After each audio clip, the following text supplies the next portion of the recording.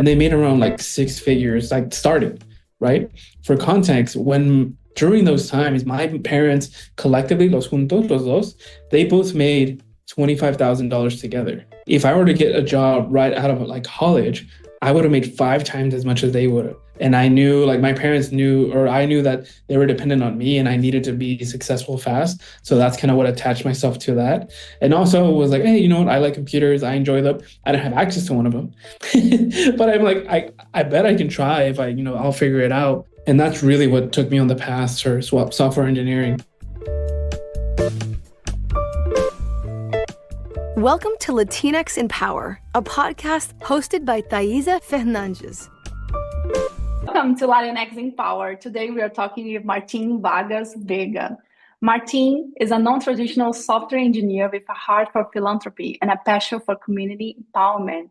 His impressive experience spans leading product development from front end to back end, mentoring the next generation of engineers and making significant contributions to company growth. He was a founding engineer at a company called Habu, which has recently acquired for $200 million. Exciting number. I'm so happy to have you. Welcome.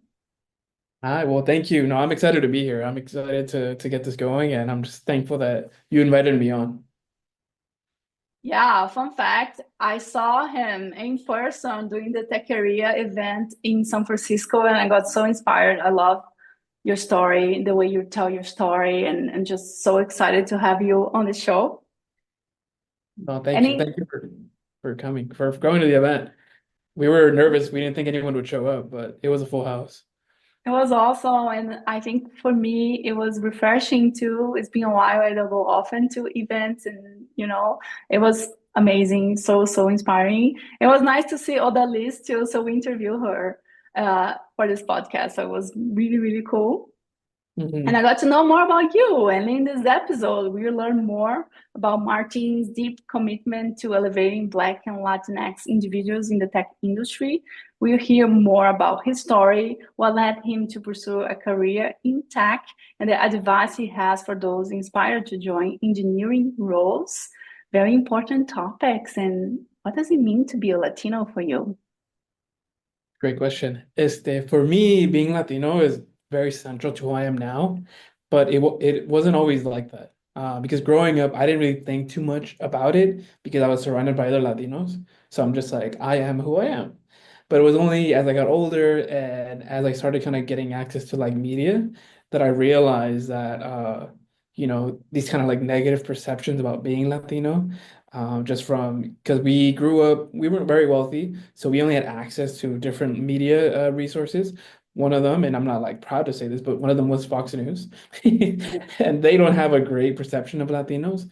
But it was really the people, but thankfully through my education and my parents, they were the ones that could really guide me in the way to like find pride in being Latino. I find pride in being, for me, Mexican, and just really being able to own that. My dad was actually the one that told me, like, you have so much value because you can go between two worlds of being able to speak Spanish and then being able to speak English, right? Like most people don't get the ability to do that, and you do. But today, being Latino is a huge part of my identity. It's who I am. It's how I present myself, how I go into meetings, where my energy comes from. Like I don't back away from it anymore or now, and it's just I'm like people know. They're like, oh, hey. So that's awesome. Yeah, I love this journey. I feel that it's always so interesting to talk with people where they share about like their progression, their identity, and how we change as well. And we feel more comfortable being ourselves. And sometimes, I don't know, there's some specificity. Some people share with me before, like, okay, I'm a Latina, but I'm also a Chicana. Sometimes I want to be called Chicana or like, like many different things. And I feel I very fascinated about hearing the stories and talking about the stories.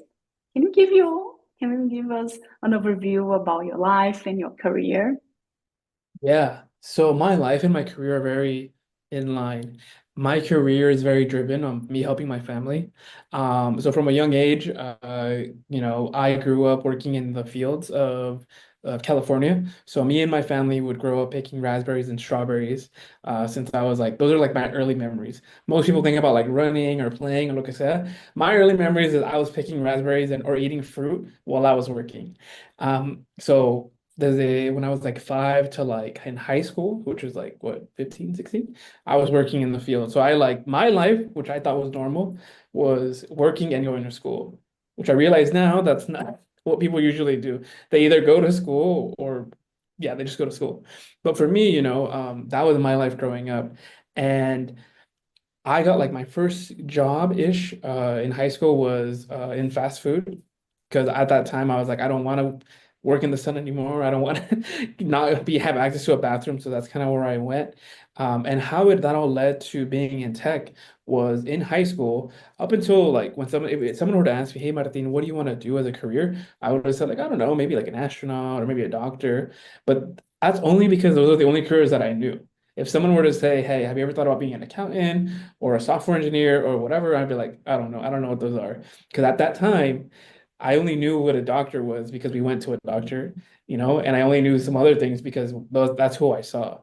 Pero in high school, because of so I went to a city where the highest education rate was like a middle school level, or that was the highest, right? You're lucky if your parents graduated high school, and you were even more lucky if they went to a community college or a 4-year school. Because of that, there was a lot of programs that try to reach out to us, so people growing up there to say, hey, go to a university.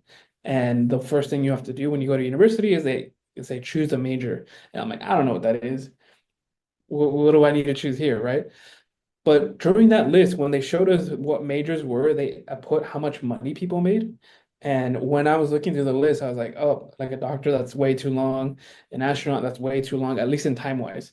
But then when I went to a software engineer, I saw how much they made, and they made around like 6 figures, like starting, right?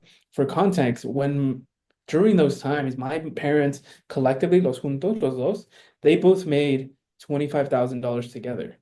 If I were to get a job right out of like college, I would have made 5 times as much as they would have. And I knew, like my parents knew, or I knew that they were dependent on me and I needed to be successful fast. So that's kind of what attached myself to that. And also was like, hey, you know what? I like computers. I enjoy them. I didn't have access to one of them. But I'm like, I bet I can try if I'll figure it out. Um, and that's really what took me on the path for software engineering. There was a couple little bumps and roads around the way. I was on the path to work in education just because I tried getting into software engineering and it was really hard.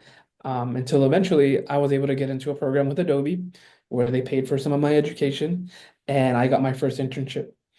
From there, it was like a non-technical thing, but I was excited. I was like, I made it. Like no one can tell me anything. But that didn't lead to a full-time role. I didn't know the difference because I didn't know anyone in tech. But they just said, hey, it's an internship role. It's for 3 months. And then after those 3 months, we might, make you full-time. Obviously, it didn't pan out in that way. I was unemployed for like about a year, but during that year, that's where I think I really dove into like, hey, I really want to do this because I did was me trying to be a software engineer. So I did everything that you can think of. I did Uber, I did Lyft, I did DoorDash, and then I eventually did Costco, where I would do the graveyard shift. So I would start from like 2 in the morning or like 1 in the morning to like 1 p.m. But I did it strategically so that I can have all my interviews in the afternoon and not lose like a day of work. Y luego, at the end of all that, I got my first break as an intern at this software company.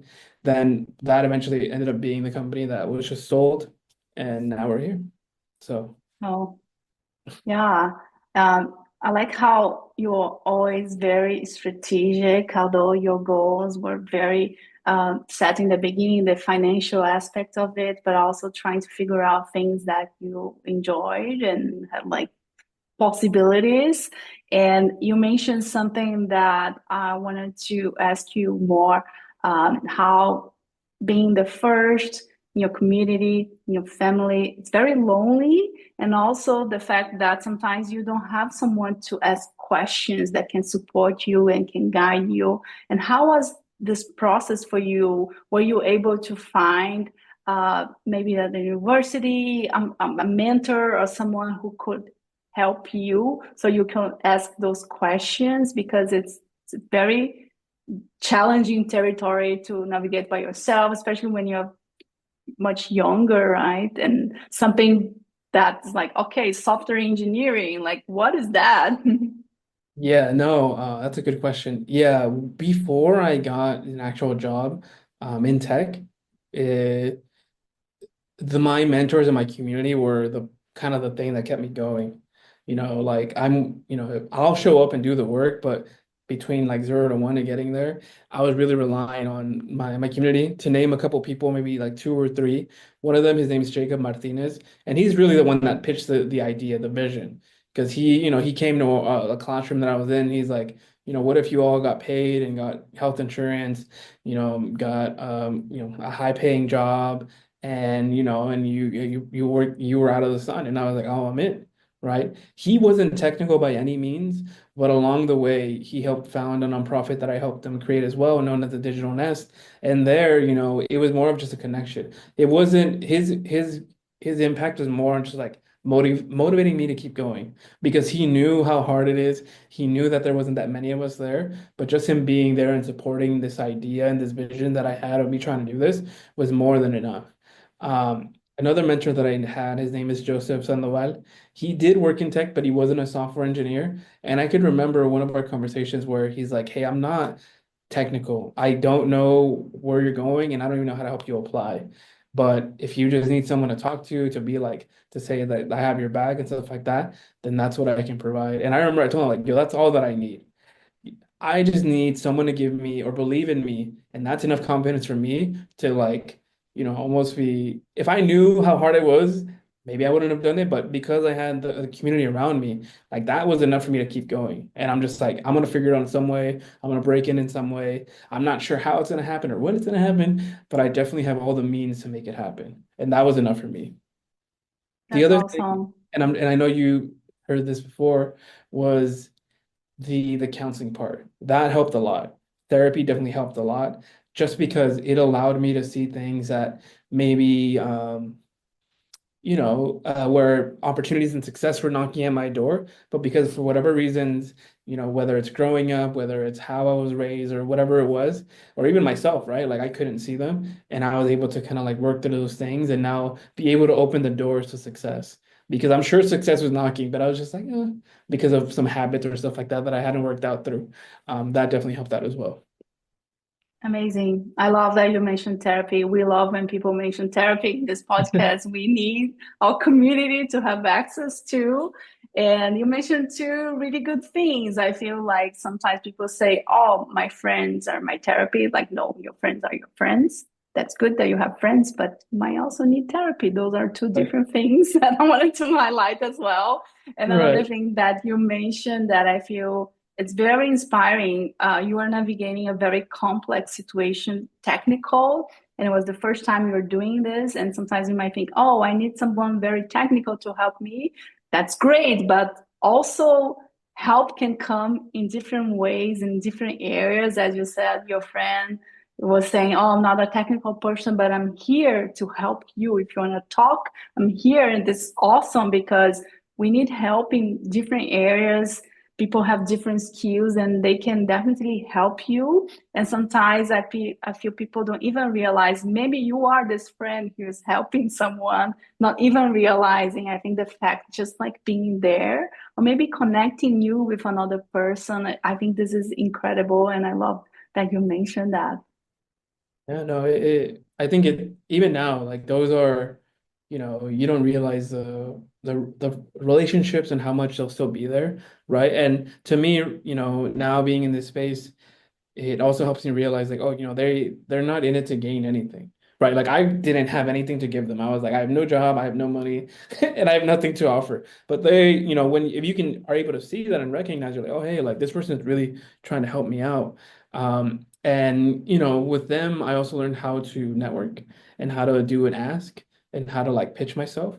And they were very open and honest with me. They're like, hey, Martin, like this is how we should probably communicate, or I think you're trying to say this. If you're meeting with someone else, like try this strategy. Because for me, like my background was in agriculture. I picked like raspberries and strawberries, right? Didn't know what the Silicon Valley software engineering lingo, which definitely they have their own thing. But because of those interactions, I was able to learn. Oh, amazing. Two important things, how to pitch yourself and ask for what you need. Hmm. What would you say to to the folks listening to us if they struggle with those two things? I feel I talk with a lot of people, they are like, oh, I don't know how to ask for help or to pitch myself. I feel that I'm bragging. I don't want to do that. Like, what advice would you give to them if they're struggling in those two areas? Yeah, I would say some practical advice, and this is something that I use a lot to other like people. I'm like, use AI. Like Mhm. before AI, you probably couldn't have type in a prompt, be like, hey, I'm trying to ask this, but I'm trying to not be, I don't know, begging or something, right? Let's say you know how to do that now. Now, when you're talking to someone, being able to read someone's like body language to say, well, are they trying to leave? How much time do they have? And then also when you're going up to them, just being thankful, being, hey, I appreciate the time. This is a couple minutes, and not asking for like a job to like, for example, I came to you like, hey, I'm looking for a job. That's very clear, but also say, but hey, but I have some advice. I've looked at your company. I'm thinking of applying. What are some other things you'd recommend? Right? Because, hopefully you'll be able to get some information from that interaction. And I think people love to give advice and love to talk. So you have given and invited someone to have a conversation with you. The other thing I would say is depending on your situation. For example, if people are looking or listening to this and are trying to get a job, when you're speaking to a recruiter, know that they've been talking to like 15, 50 people. So you really have to learn like your elevator speech. If you don't know what that is, it's just you learning how to pitch yourself, what your name is, what your intention is, kind of what you're looking for within like a 2 to 3 minute window, right? And then from there, that person, if it's a recruiter, they'll know kind of where to send you. However, let's not talk recruiters, let's just talk in general. Learn things about this person. Maybe they released a podcast. Maybe they released a book. Bring some of that information in so they know how invested you're in, right? Because you can clearly see when someone is just there to like, hey, I just want to make a connection with you just so it looks cool on my LinkedIn. You're like, okay, well, that's great. And I'll say this for myself. I don't usually like am receptive to that just because there's so many people that I know need to be helped, and I just want to make sure that I can help as many people as possible, right? But if you are like, hey, Martin, I don't know. I know you are someone that can help me. I don't know how you can help me. That's a great start, right? Like, don't pretend like that you need to have all the answers. Just show up. Mhm. That's awesome. I love that. And I wanted to ask you, what have been some of the biggest blockers or barriers you face as a Latin person in the tech world, and how did you overcome them? Yeah, I'll give you a couple of them and then maybe I'll just give you three. One of them for sure was so I'm a non-traditional engineer. So what that means is I don't have a computer science degree, like a formal computer science degree. However, I can do the job. But in the world where it's structured to be like, hey, well, I know you can do this job if you have a degree. It's really hard to say to like look at me and be like, well, I don't know if you can do this. And it's even more harder when you're like, well, you're also, I mean, I don't think people will say like you're Latino, but there's definitely a culture class, right? Like I'm one of 1,000 or even more than that, right? And then you add the no CS degree, then that makes it even harder to be like, I understand who you are and I understand what you can do. And I think the CS degree is important just because for a lot of Latinos especially in software engineering, that is becoming more and more of the trend. Not because we don't want to get a CS degree, it's just because it's really hard to get into a CS degree program, right? And then that's not because of lack of effort from, and I don't want to just say Latinos, but it's been the numbers of graduates that are both Latino and Black are very, very low, right? The number of Latinos and graduates that are applying to these programs is very high, but the number of Latinos and Black individuals that are getting accepted is very low. So there is a pipeline issue. And then when you get to the end, that becomes even a harder thing, right? So now you see a bunch of other Latinos, and Black individuals go through your non-traditional pathways because that's the only path that we have going forward.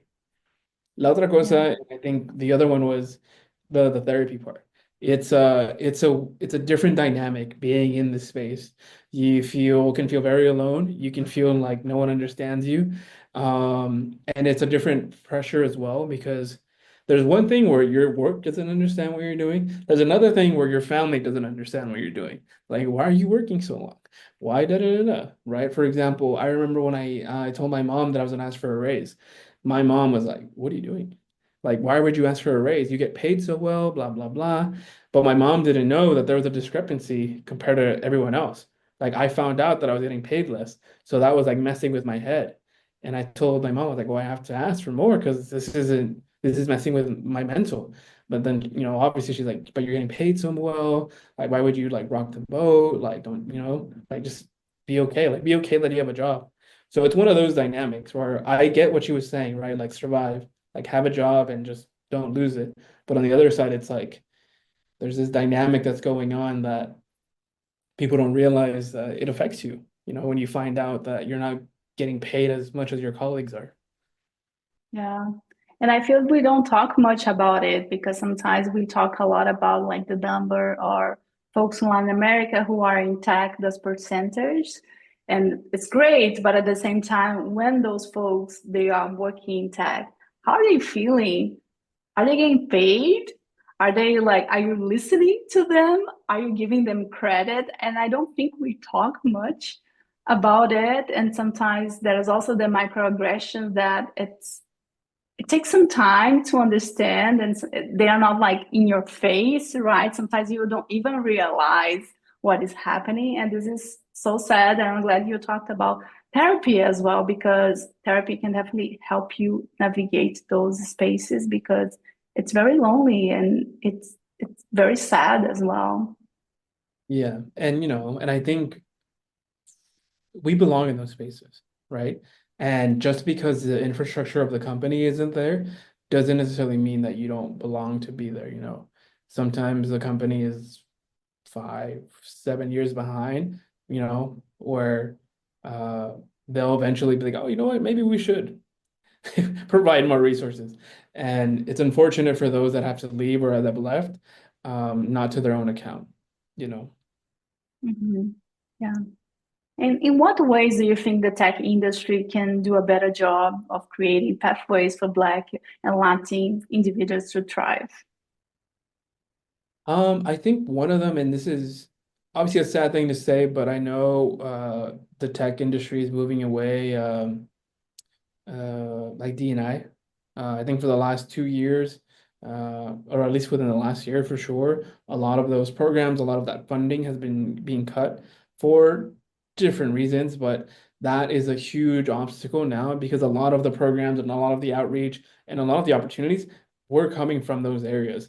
So now, instead of like D&I giving strategies to the company as a whole, now the top leadership, pretty much where it was before, we have to believe and hope that they've been listening for the last X amount of years, then that they'll continue to provide more resources. If not, um, we'll see more or less the same. One of the things that I think they can do is, let's say, for example, like for me in my case, if more companies offered an idea of an apprenticeship program, that would work, I think would work out really great. But also earmarking it for underrepresented individuals, I think that would make a huge difference and give people a better entry level position. As of now, right now, it's a little bit convoluted because there's been so many layoffs, and now you have like very, very senior people going for like very, very entry level jobs. So like that is making it really, really hard. The other thing for sure would be once they're there, right? Like that's just hiring. Once they're there, is doing like a one-to-one match with, especially for Black and Latino individuals, so that they have like a champion during their first year. Especially because something that I learned as I went through it is you need to have someone that will advocate you in rooms that you're not in. Because if not, right, like it'll be very hard for you to get a promotion.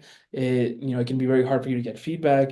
And without before you know it, you're like, hey, well, I'm not even like progressing in any way. I see all my peers getting raises, and now I'm being seen and shaped as someone that hasn't gotten a raise or a promotion within the last 1 to 2 years.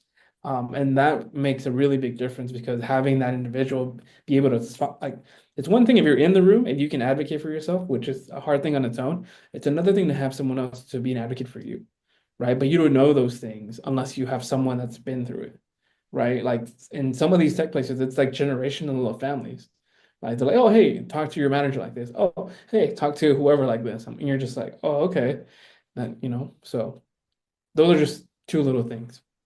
Yeah, yeah. Especially, I feel our culture, we talk a lot about like doing the work, and we focus so much on doing the work that, and we also don't talk about those other things, right? That like that you mentioned sponsorship as well. Like we talk a lot of mentorship, which is great, but also the importance of having a sponsor, someone that is going to talk about you in the meetings you're not part of. So I love that you mentioned that, and I want to come back to the mentorship part since it was a key process of your career. And I want to ask you, what advice would you give to junior engineers or those aspiring to enter the tech industry? Yeah, I would say, and this was for me like 5 years ago, I'd say it seems hard. Because for me, I think I went like a year and a month, so like 13 months of just trying and getting denied. And I understand your frustration because you might be looking at a company saying you want diversity, you want a diverse workforce, and you're at their front door and they won't let you in. So I understand why the frustration that you have. I also understand if you want to say, hey, I'm going to take a break because I need to live, like I need to survive. I can't continue applying for 6 more months because I need to buy myself food. Like my parents can't keep paying, or you might be at that stage right now where you're like, I have no money and I'm here trying to apply. The one thing I would say is find community if you don't have it. If you do, then awesome. Then be able to reach out to them, right? Like when I was going through one of my programs, I created a GoFundMe, and that took a lot for me to do. The GoFundMe wasn't a lot because I felt some kind of way about asking about it. Now looking back, I probably could have asked for a little bit more. For context, it was like around like $1,500, like so 1,500 or 1,600, and I just asked for the bare minimum. And to my surprise, and this is kind of the message for a lot of us, is if you ask, people will show up. So, like feel free to tap to your network, LinkedIn, whatever, wherever you're tapped into to say, hey, I'm struggling, this is what I need. And seeing who can show up for you. And being creative with it, right? Whether it's GoFundMe, whether it's like selling some things, whether it's maybe you do a little bit hybrid, like you work part-time. That's just kind of the reality of where it is now. Hopefully in a couple of years, it's not what it looks like right now, but that's like the truth, right? Like I'm not gonna lie to you and pretend like, oh, in 3 months you're gonna get a job. No, if you're trying to get into entry level role, you have to have like know what your runway is. You're like, okay, I can continue applying for 2 months without me having to work. But maybe you're like, well, if I get a part-time job, now I can continue applying for 4 months. Then maybe that to me, I'm like, that would make sense. Like get a part-time job that can help you extend your runway, and now you can apply for 4 months, right? Um, Obviously it gets significantly harder when you have like full-time job that isn't what you're trying to do. But if this is an industry you're trying to break into, that might have to be what it's going to be, right? I wish I could tell individuals it's something different, but that's really what, you know, and being able to optimize some things like, hey, maybe I don't eat out twice a week. Maybe I eat out once a week, right? Like being able to sacrifice those things. And those things will work out.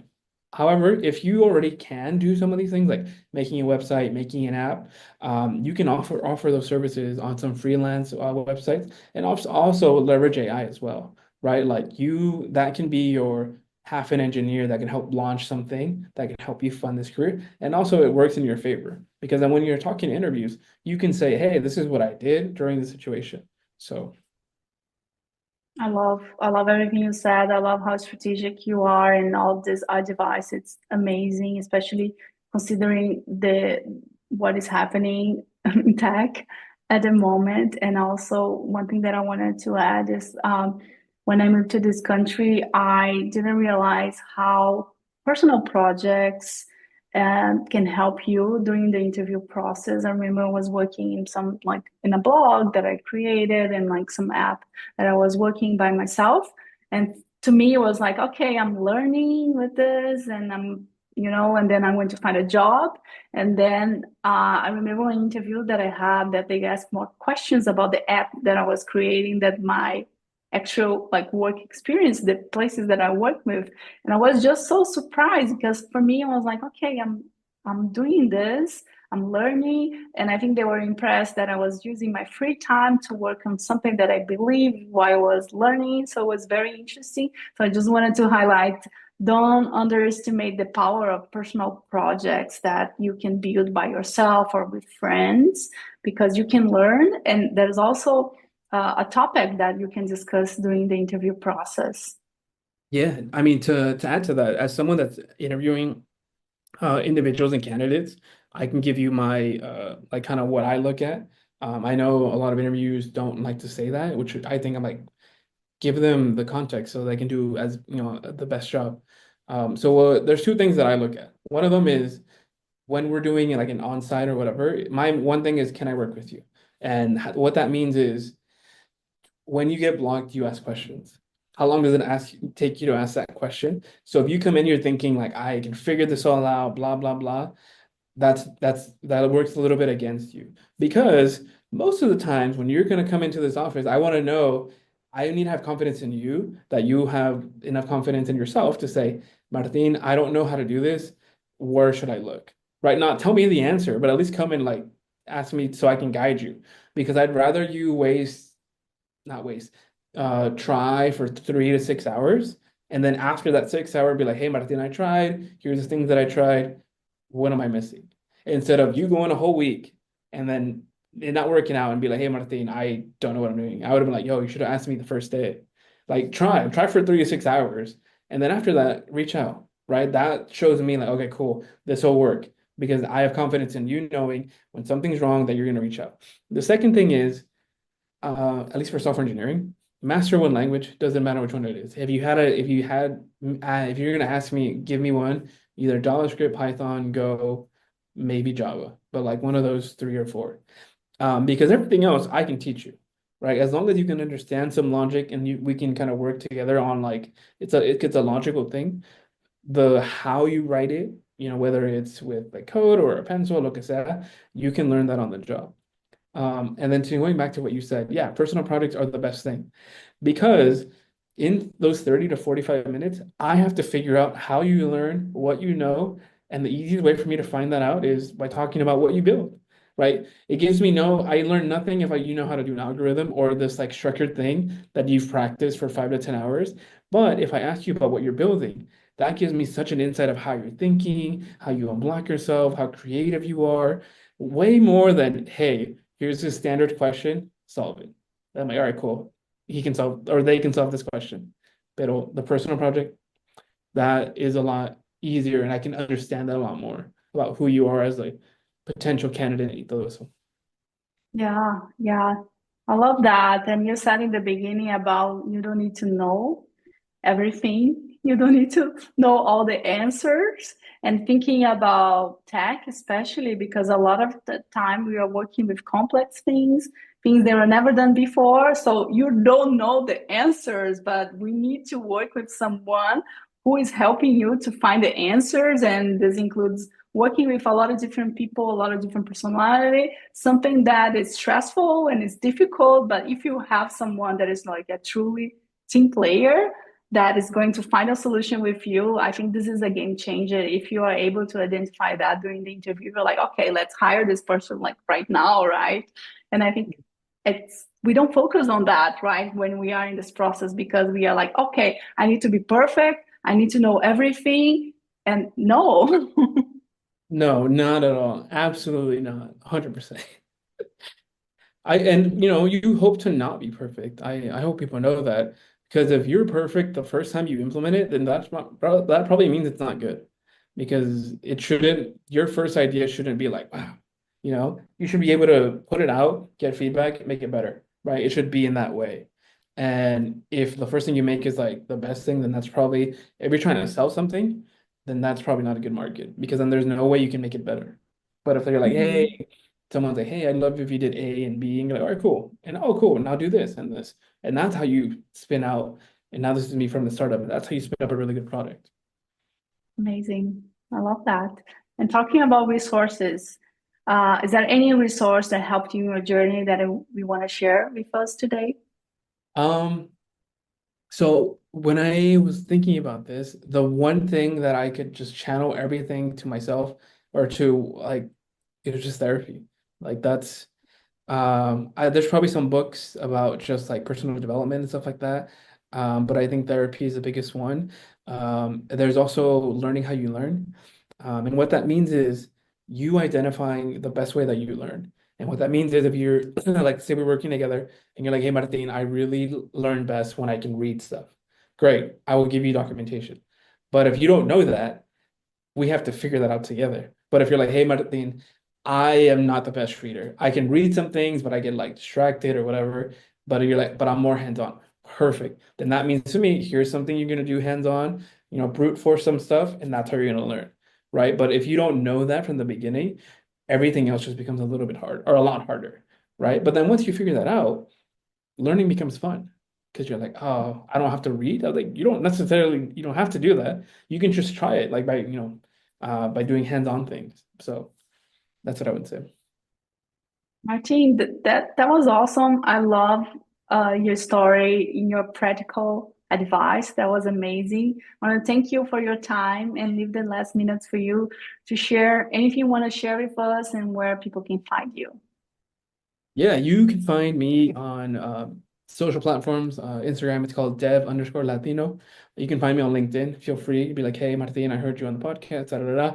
And then, making asks as well, just so I know. Because if I just see, hey, like, great job, I'm like, oh, cool. But then, feel free to say, hey, like, I'd love to know more about this or know about that. And I'll try to get back to you.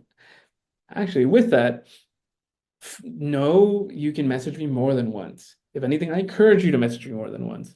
And this is an advice that applies to everything else, from recruiters to hiring managers and stuff like that. At least to me, what works, and I encourage people, hey, message me 2, 3 times, even 4 times, and don't be offended by it. I sometimes will see it and I'll get back to you as soon as I can. I remember when I was going through it, I was like, oh, they hate me. They don't want to talk to me, they don't whatever, right? But no, it's just there's just a lot of noise at times with different things from like work Slack to like social media things, and you're just like, sometimes it just skips. So when someone says, "Hey, Martin, I'm sure you're, da da da, da, would love to connect," that helps me because it reminds me to be like, "Hey, I'm gonna get to you right now," and do do do do do. So I would just say be persistent with that, and be okay doing it 2 or 3 times. Then after the third time, be like, "Hey, you know what? It's fine. Like, seems you're a little busy. Whenever you can, just message me back." And more likely than not, I usually end up responding to people that are persistent, and it's not because I don't like everyone. It's just I have a finite amount of time, and in that finite amount of time, I try to respond to as many people as I can. Yeah, that's a really good advice. And I like what you said about being specific too. And I know that sometimes people, I don't know, it's Latin thing, we just say, hi, how are you? And we wait for the other person to respond. This doesn't work. We can be specific. Hi, Martin, how are you? I listened to you. I'm very excited. I'm studying. I want to be a software engineer. I want to talk with you about this topic. What do you think? And I think it also helps for you to prepare. I was like, oh, I actually can help this person. I'm going to reply to them because sometimes you don't even know how you can help them, right? Yeah, no, 100%. I'm also, especially because of stuff like this, I'm gonna try to update a website of just like if I were to do software engineering today, like what would that look like? And I'll try to do that once a year. I'll try usually doing that in June. And as a resource for whoever looks at this. And if you're like, hey Martin, where's your 2025 resource? Because it would be next year. That message would be like, oh hey, actually here it is. So Awesome. Amazing. Thank you so much for your time. no, of course. Thank you for inviting me. I had a great time.